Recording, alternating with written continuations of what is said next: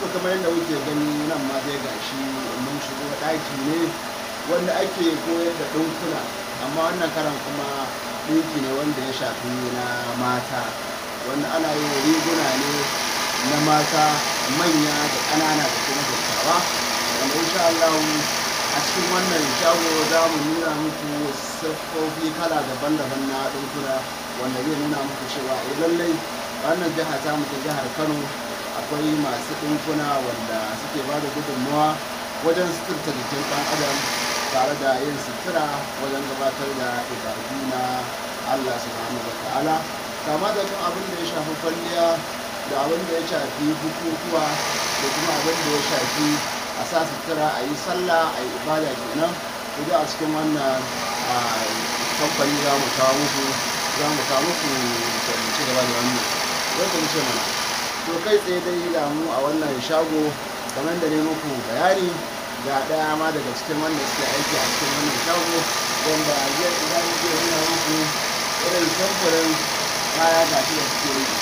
Wannan samfuri ne na rigar mata wanda ake yin ɗinki na design, wato kuma design ɗin ya shafi cewa kala daban-daban wanda 'yan uwa mata suke sakawa domin su yi bukukuwa na aure, bukukuwa na sallah, bukukuwa na maulidi har ma da sauran bukukuwa da wanda ake yi na al'ada.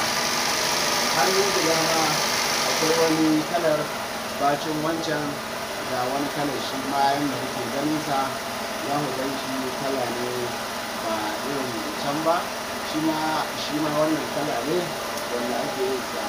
Ga wani kalar shi ma ya ba mu gudunmawa wajen miƙo mana, kar ku manta cewa ɗinki yana da muhimmanci a cikin rayuwar al'umma.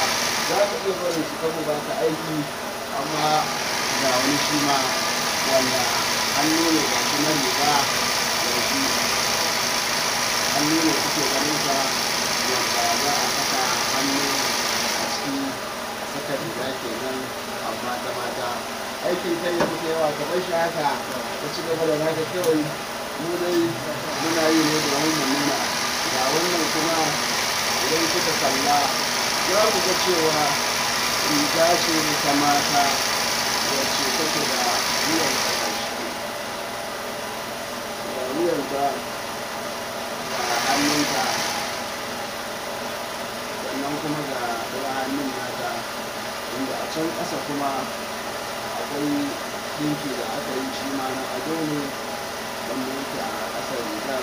To duka dai wannan ana yin sa ne a nan jihar Kano ba tare da an je wasu garuruwa ko da ce an je wasu ƙasashe na Larabawa ko Turawa ko kuma sauran ƙasashe wanda suke gabatar da irin wayannan ɗinkuna na zamani.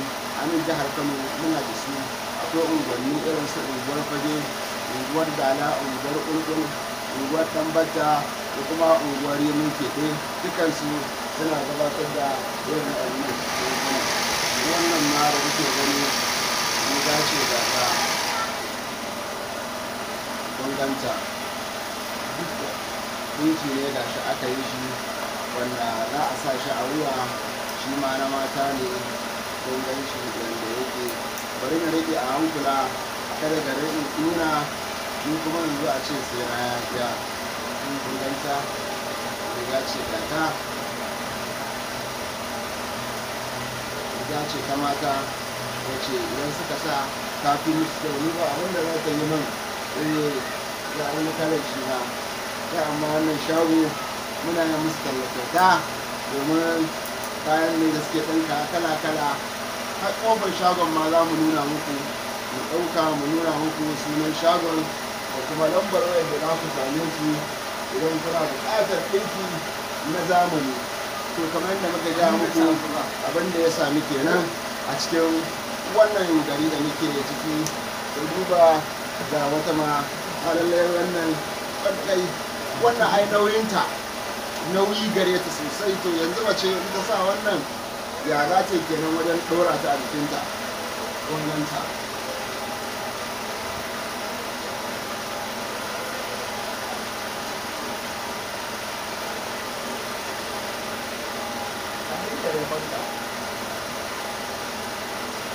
Danganta ɗinki ne ga shi na gani na faɗa wallahi ba ƙarya ga hannun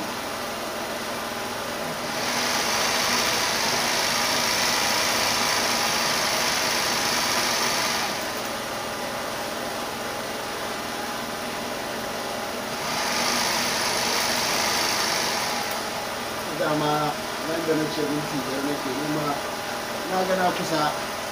To wannan dai su ne kaɗan daga cikin fashion da ake yi a jihar Kano, cikin kuma unguwanninmu, tsofaffin unguwanninmu da ake tunanin cewa kamar babu wasu abubuwa na ci gaba a cikin unguwannin.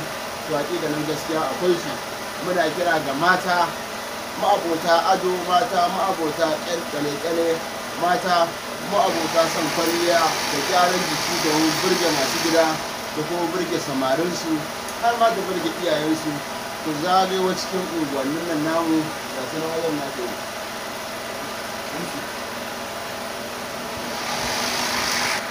haka yake.